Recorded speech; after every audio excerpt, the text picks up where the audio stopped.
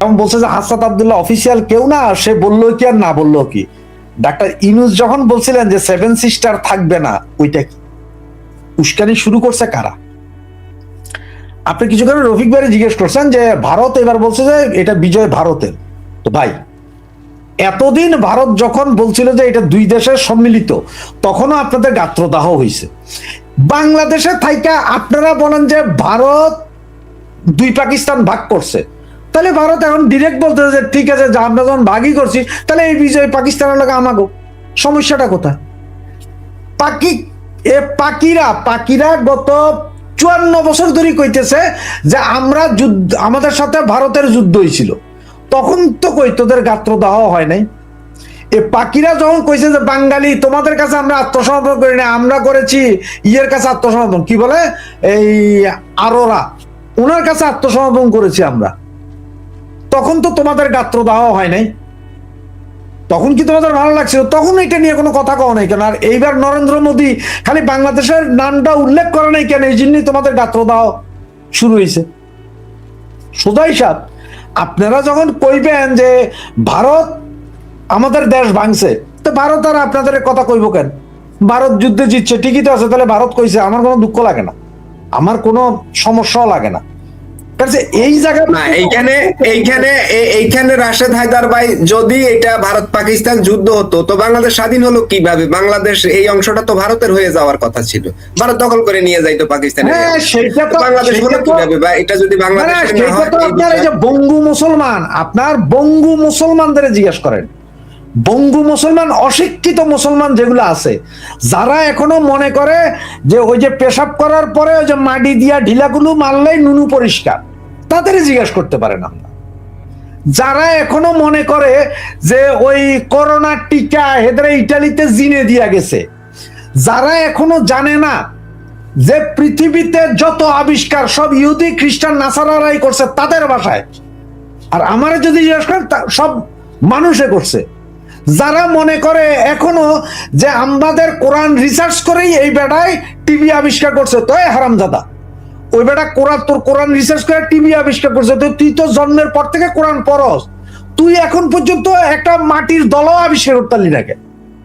সব যদি তোর কোরআনেই লেখা থাকে, তো তুই বড় বিজ্ঞানী হইতি, এটা হইলি না কেন? সেটা তো তার হওয়ার কথা ছিল, তোরা তো কিছু হইতে পারলি না, খালি কত অমুক আবিষ্কার তমুক আবিষ্কার করছে। এই বঙ্গু মুসলমান, এই শুয়োর ছানাগুলা কি জিজ্ঞেস করা উচিত আপনার? রাশেদ হায়দার ভাই, আমি একটু এই রফিক ভাইয়ের কাছে আসি। রফিক ভাই, অসংখ্য কমেন্টস আছে, দর্শক কমেন্টস করতেছে প্রচুর। কেউ কেউ বলছে বাংলাদেশ ইউক্রেনের পথে হাঁটছে, এটা কেন বলছে ভাই? এই কথাটা আমি বারবার দেখতেছিলাম, মনে করতেছিলাম। আপনি একটা নতুন সংবাদ জানেন, ইউক্রেন থেকে বর্তমানে প্রস্তাব গেছে যে রাশিয়া যা যা চাচ্ছে, যেভাবে চাচ্ছে সেভাবেই সে মানবে, সেভাবেই শান্তি চুক্তি হবে। দেখেন, যখন থেকে শুরু হইলো, ইউক্রেনকে কি বলছে রাশিয়া প্রথম? যে তোমরা ভাই যেভাবে আছো সেভাবে থাকো, তোমাদের নেটোতে যাওয়ার দরকার নেই, তোমাদের যা আছে সেভাবেই তুমি থাকো, তোমাদের কোনো সমস্যা নাই। কিন্তু তারা এই কথাগুলি কোনো অবস্থায় শুনতেছিল না। যখন আপনার নেটোতে যাওয়ার জন্য অ্যাপ্লিকেশন করলো, তখন তারা চিন্তা করলো যেহেতু নেটোতে যদি চলে যায়, যদি নেটোতে তাদের সদস্য দিয়ে দেয়, তখন কিন্তু ইউক্রেনের উপরে হামলা করতে পারতো না, তখন পুরা ইউরোপ তার পিছনে লাগতো। এর আগেই কিন্তু আক্রমণ করে বসছে কিন্তু রাশিয়া। তখন এতদিন যাবৎ কিন্তু ইউক্রেনের প্রেসিডেন্টকে কেউ কথা শুনতেছিল না, সে খালি অস্ত্র চায়, অস্ত্র চায়। ভাইরাস যে কথাগুলি আসতেছে যে ইউক্রেনের প্রেসিডেন্টের বউ, তারা শুধু ক্ষমতায় টিকে থাকার জন্য এই যুদ্ধটাকে চালায়া যাচ্ছে, এবং তারা ব্যাপক দুর্নীতি করতেছে। ইভেন একটা রিপোর্ট আসছে যে ইউক্রেনের প্রেসিডেন্টের ওয়াইফের বাড়ি নাকি রাশিয়া তো বাড়ি আছে, অনেক তথ্য কিন্তু আসতেছে। এখন কিন্তু এতদিন পরে ইউক্রেনের এত সর্বনাশ করে কিন্তু রাজি হচ্ছে যে তারা রাশিয়ার সাথে সমুদ্রটা চাচ্ছে, কিন্তু রাশিয়া এটা মানতেছে না। ডোনবাসের কিছু এলাকা এখনো বাকি আছে রাশিয়ার কবজা নেওয়ার জন্য। তারা বলছে পুরাটা দিতে হবে, নাহলে পুরাটা না দেওয়া পর্যন্ত ছাড়তেছে না, তারা ওই যুদ্ধ থামাবে না। ডোনবাসের পুরাটা তারা দখল নিবে, এরপরে তারা যুদ্ধ থামাবে, এর আগে থামাবে না। ফলে কি হলো, ইউক্রেনের 25% জায়গা দখল করে হলো রাশিয়া। আমাদের দেশেও কিন্তু যা আমাদের এই যে অল্প কিছু সংখ্যক রাজনৈতিক বর্তমানে নেতৃত্ব আসছে, তারা যা করতেছে, যা শুরু করছে, আমাদের কপালে এই ধরনের কিছু ঘটে কিনা সেটা আমাদের কি সামনে অপেক্ষা করতে হবে। এই কথাটাগুলি অনেক আগে থেকে আমরা বলতেছি, কারণ ভারতের সাথে বাংলাদেশের বাড়াবাড়ি করে কতটুকু কি করতে পারে সেটা কিন্তু বিবেচনার বিষয় না।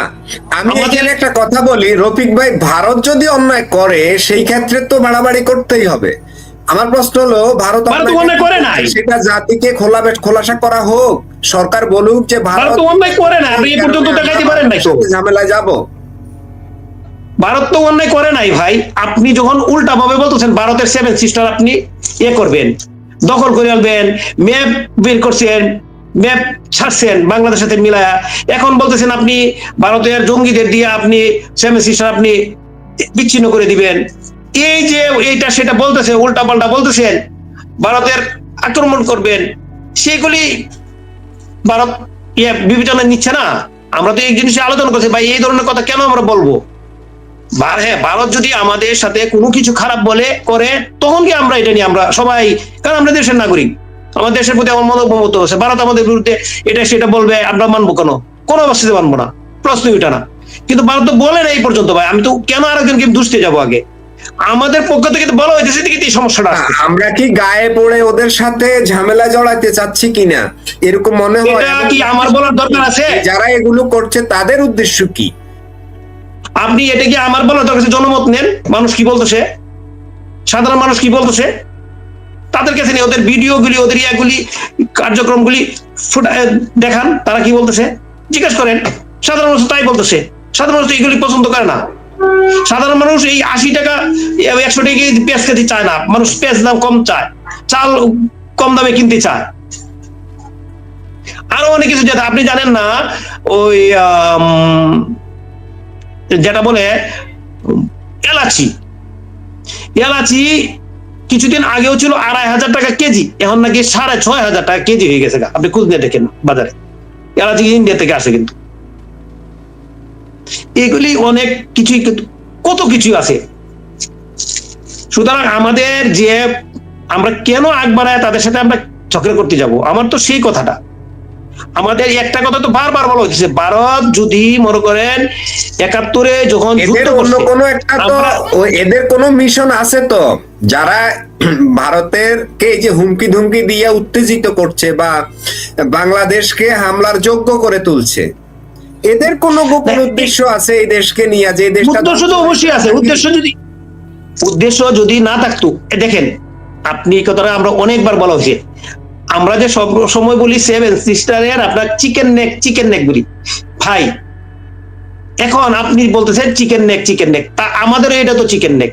এখন তারা যদি এই জিনিস দখল করে, আপনি যে উস্কানি দিচ্ছেন এটা, তারা যদি ওইটা দখল করে, তাহলে কি করবেন আপনি? তারা যদি আপনি চিকেন নেকটাকে বড় করার চেষ্টা করে, রুখতে পারবেন?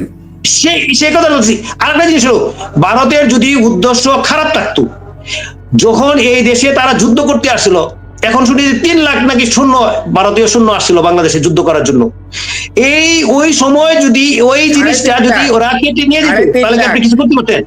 3.5 লাখ। আমি একটু পরে আপনাকে হিসাবটা দেবো যে কত লাখ ভারতীয় সৈন্য আসছে। 3.5 লাখ।